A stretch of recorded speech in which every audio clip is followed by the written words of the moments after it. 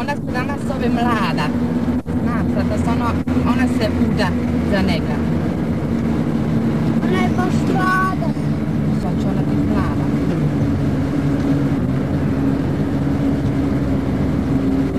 Još je ona cura, znaš, ali? Znam. Boga mama, ti fino voziš.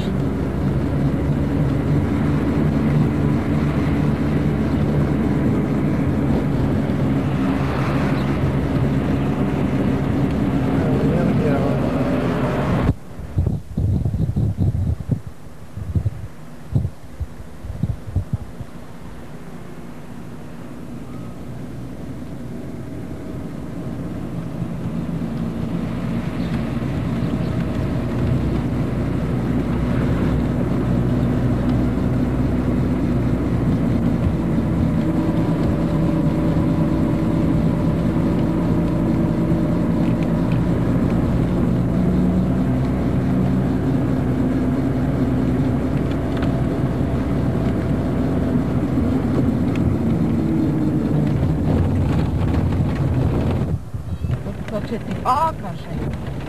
Znaš li, ja sam morala 2 puta u Rikvers da sam izašla.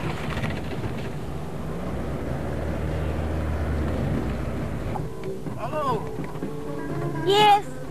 Thank you. Thank you. No. Yes. Nobody. Tam para pada.